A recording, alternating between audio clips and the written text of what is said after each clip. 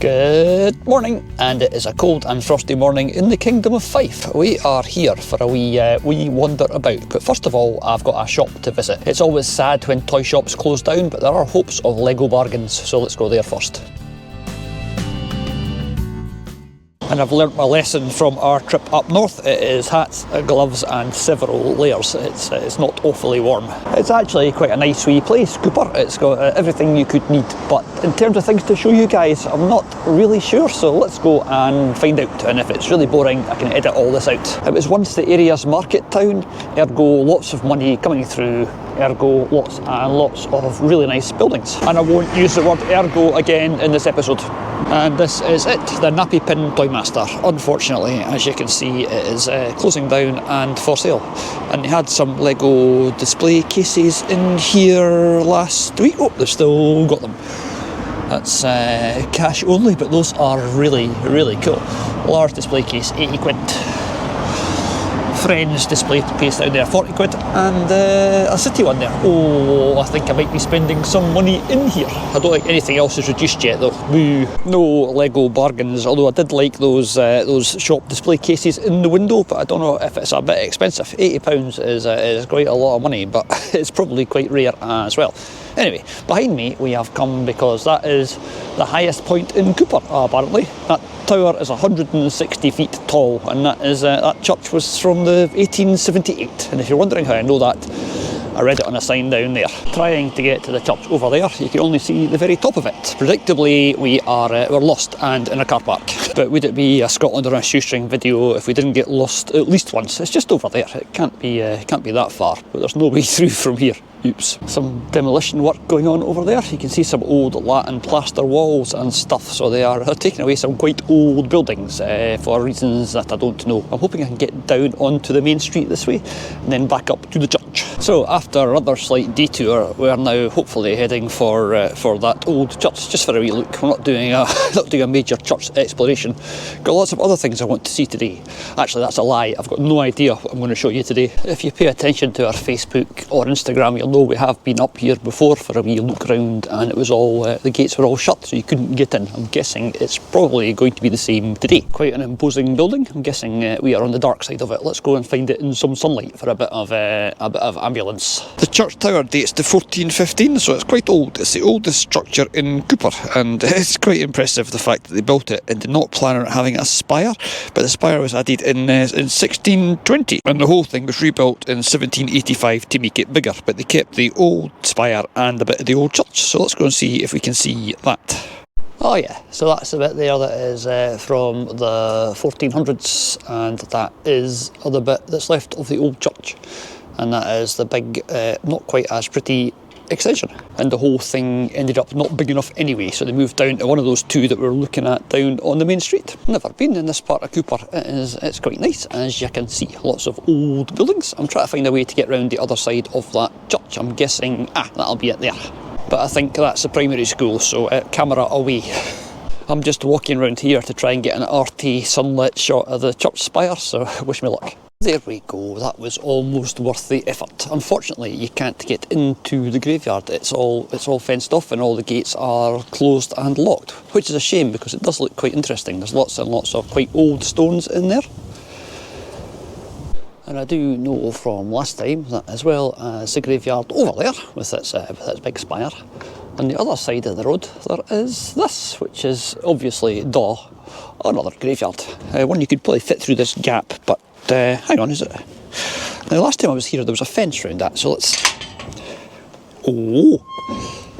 This time it's open, that's good. Let's go for a wee look. Don't worry, not going to spend too long in here. Please don't unsubscribe. Been trying to get to 3,500 subscribers, and we were going to have a sort of, the announcement people do when they get to a milestone, and we got to 3,500, and then we got to 3,499, 498, 499, 3,500, and this happened about 5 or 6 times. We kept getting to 3,500 and then people would leave. I think they do it deliberately. They're going to celebrate getting to 3,500. I'm going to unsubscribe, so I'm not there anymore.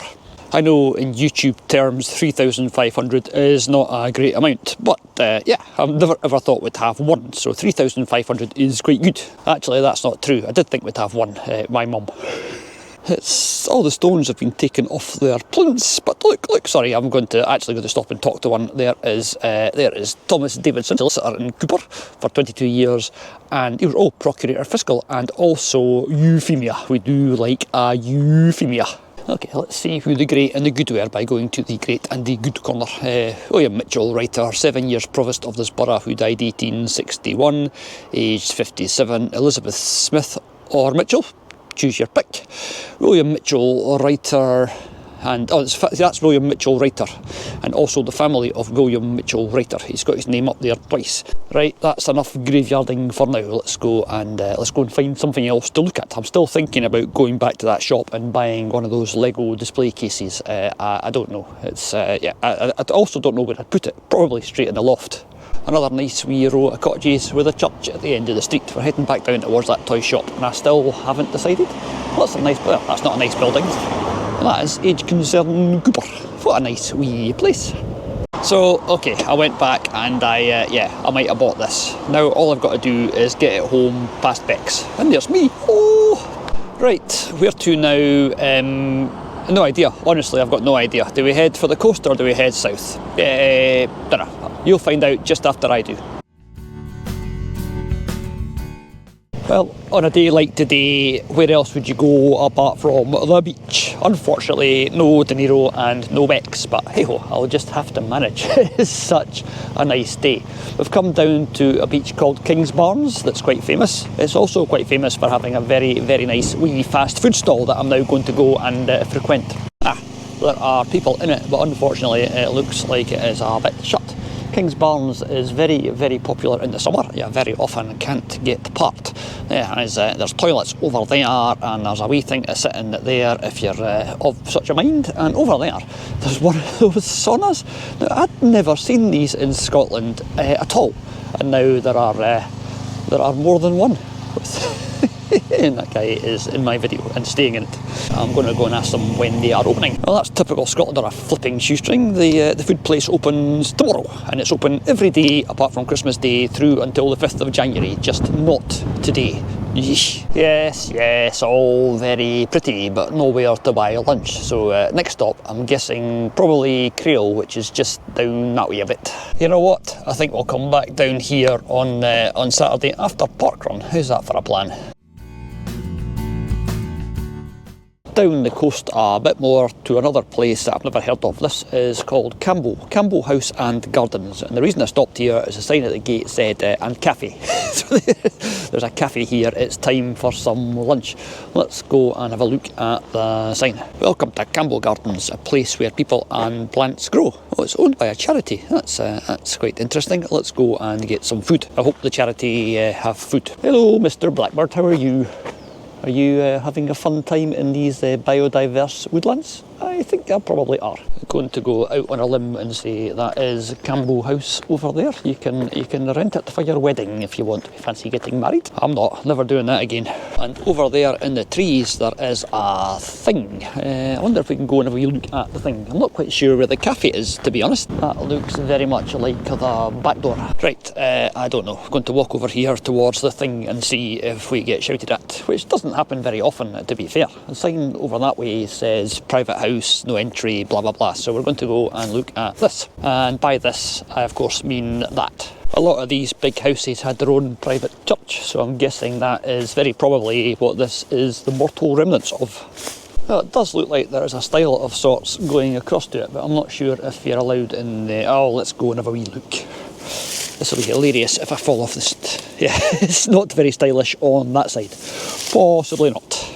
I might just go through the open gate instead. Duh. That looks like quite a big hole, and that's what we're heading for up there. It looks like laterally it has been a ducat, because there are ducatty windows there. Prior to that, it might have been part of a church. I have no idea. I'm going to fall down this hole though. Eek. Crunch. Right. Made it over that bit. Well, there's a bridge there as well. I'm not entirely sure I'm supposed to be in here, but let's go and see what we can see. Almost definitely sure I'm not supposed to be in here. There's a house down there. All right, it is. No, it is actually a ducat. Oh wow, and it's quite a good ducat. there, you can probably see that better than I can. It's been a stone tower that's had lots and lots of bricks stuck on the inside of it, some of which have now fallen down. So I ain't going in case anything else decides to fall down. For the avoidance of falling down any holes, I'm going to go along the alignment of that bridge. I'm guessing the little bridge takes you to what's left of the little stile, which we know is not exactly very good. I'm slightly better at stiles than a Greyhound, but to be fair, probably not much. From back here it all becomes a bit more apparent, because what I thought was the big house there is actually, that is the stable block.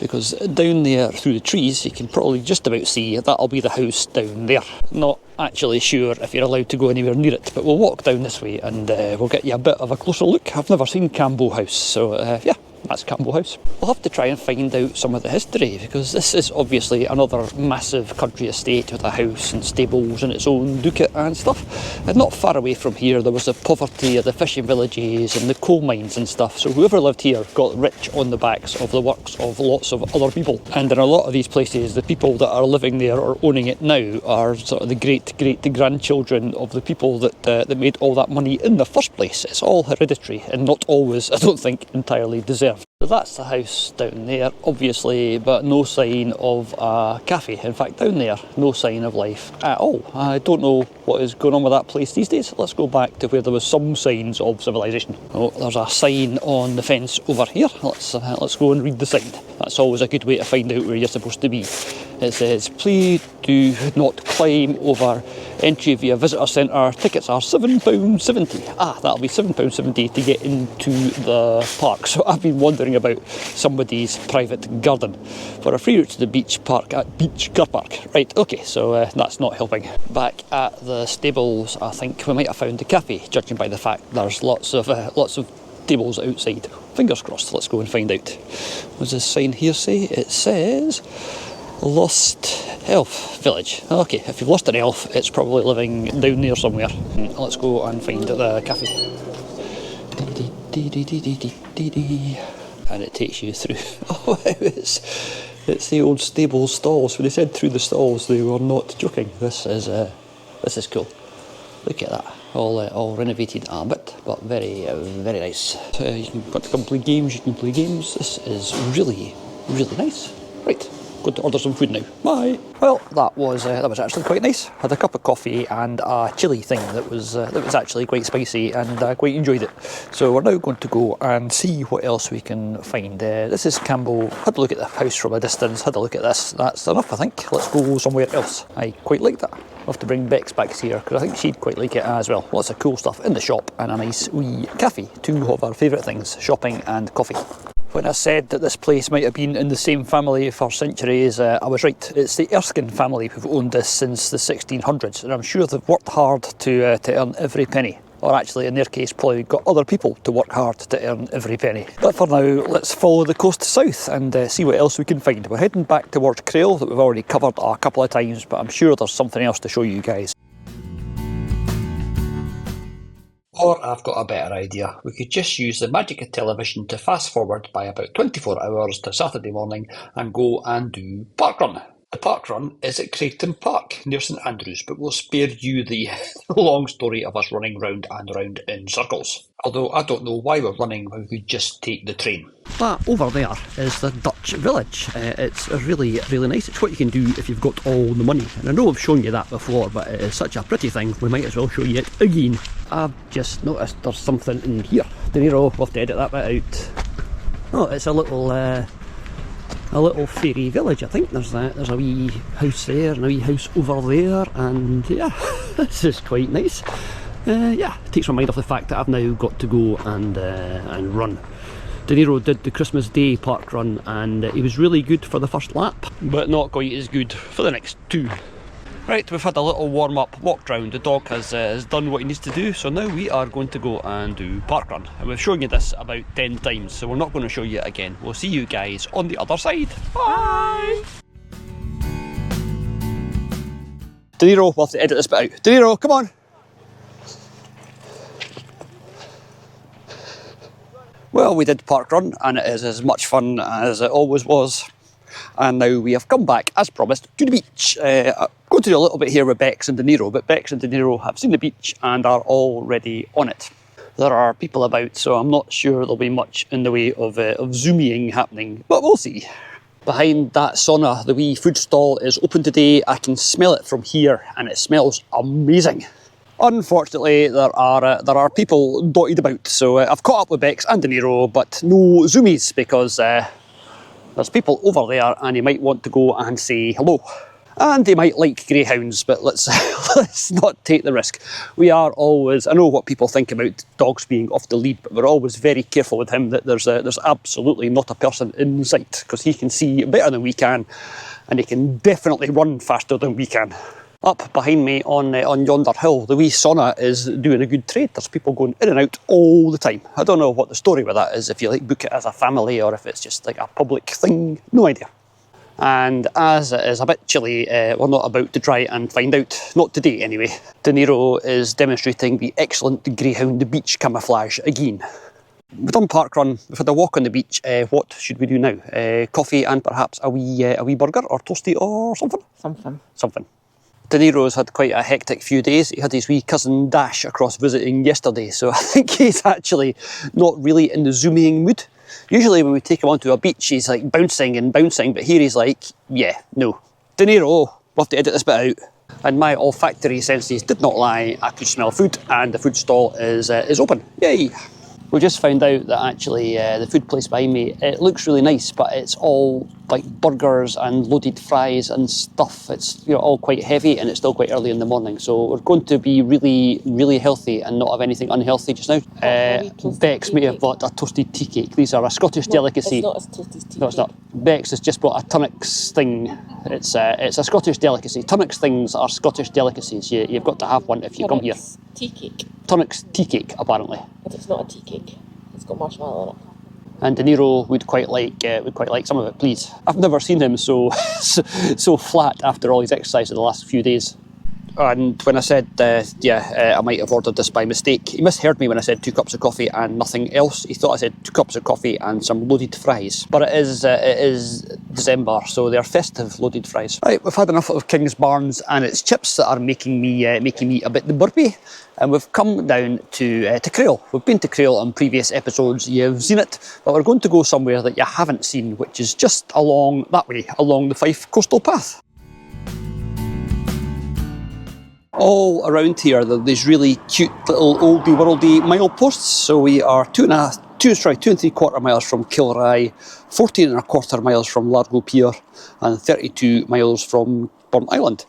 And as you can see there, 5.5 miles from Kingsbarns, where we have just come from, and 1/4 mile from Crail, which is actually where we are. But looking at the houses behind me, I think when that milestone was put in, Crail didn't make it out this far. It's got a wee bitty bigger. Nice wee view of Crail from over here. We've come along the coastal path a little bit. There is the sea, and there's an island, and there's more sea, and there's where we've just come. And there's no road access down here, but there are, just randomly out of nowhere, a couple of wee houses. I wonder if these were like fisher people's houses back in the day. That's quite interesting. There's that house there, and that one over there, and nothing that you might call road access. I suppose there's a wee gate up there, that might be a track down. That's just a little secluded, quiet and very peaceful bay. Quite nice. Although I am finding that doing this after a breakfast that was chips and cheese and stuffing and bacon, not my best idea. Alright, so there is a path down there, and there's the other building. I wonder if that was like a mill or something. Possibly something to do with the salt industry. No idea. Oh dear, we've come to a bit of a potential problem. This is going to be embarrassing. This is going to be somebody carrying a dog over a stile, unless we can get them down over that way. Let's see how we do. I don't think I'm going to take the Greyhound over there. I'm going to put you guys away, and we'll see you on the other side. I might need all my hands. This is not hugely accessible, but we've decided we're going to try taking them round that way. Some dogs have got like expert 4-wheel drive dogs that can really. He's got his lead caught on that rock. He's stuck again. Yeah, Bex did not want to get face planted by a pulling greyhound. That's fine, made it round that way. He can't go anywhere now, so that's fine. De Niro, hello! We were going to do the usual greyhound too stupid to go round Swingate, but he's whoa! We were going to do person too stupid to to film a greyhound going around a swing gate and walk at the same time. I'm just having a wee lie down because I'm tired.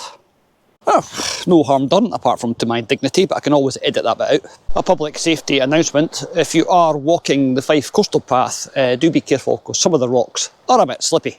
If you're not looking where you're going, like if you're talking to other people or filming a greyhound or anything like that, be more careful. We've got full symmetrical flapping of both ears happening at the moment. Flap, flap, flap, flap, flap, flap, flap, flap, flap, flap. Oh, greyhounds are quite ridiculous. It's like they were designed by somebody that had heard of dogs but had never actually seen a dog, but did once see a deer. You can tell from the sudden throng of people that we have reached today's wee destination, and that is it over there. But I don't think this is actually its best angle. It just looks like a cliff face with a hole in it, which is actually basically what it is. Yeah, Bex has just said it looks like various cartoon faces along there, like a row of faces. All the noses. Let's go for a wee look. And that's what we've come to see, for all it's worth. That is the Capeley Caves, which are quite interesting. History here, human history here, probably goes back quite a long way. Unfortunately, I can't give you too much of the history because there's not a notice board for me to read. Of our hardcore fans remembers the time we went to the Weems Caves and somebody, who shall remain nameless, tried to eat a dead pigeon. I'll give you a clue. It's one of those two, and it's not the one in the red coat. So although all this looks natural, that there looks like it's been cut to sort of enlarge the living space. Maybe they had some sort of wall at the front door and then they lived through in this bit. I don't know. Lots of little offshoots and stuff. There's a wee fireplace, I'm going to call it. It's probably not. There's another hole that looks like it's a bit man-made. In fact, that looks like it's very man-made. And through this, I'm going to fall over again just for a laugh. All right, we're into the conservatory, and I'm being followed by a greyhound who's looking for dead pigeon. Watch, that's really slippy, Bex. Do you want to fall over? Come on, fall over. Oh, come on, it's your turn to fall over for humorous effect. De Niro's just actually noticed over there, he pointed out to us, there's the remains of a wall, so the back end of this would have all been walled in at some point to make it probably a bit more windproof, because it's not awfully windproof today. The earliest recorded use of the caves of Capeley by people goes back to 170 CE, when it's thought that farmers used it to house livestock. And more recently, well, not much more recently, in the 9th century, it was a very early place of Christian worship in Scotland. And you want more up to date than that? Well, the last inhabitant lived here just before the Second World War. This fine looking gentleman here with his little doggy. Quite an impressive natural structure, and behind Bex there's some rocks. That's really quite nice. So that was the caves, and we're back here at the bit where I fell over. It's going to be less interesting this time because I'm not going to fall over. Quite cool the way that fence there goes along there and then straight up the face of that rock and then down to the sea. That's a formidable fence. I'm not sure they actually needed it on top of the bit of rock though. And as we head back towards Crail with Bex and De Niro leading the way, again, thank you very much for watching. We do hope you've enjoyed this. If you have, you know what to do. Keep saying that, but if you haven't, you're probably not still watching, so yeah, you know what I mean.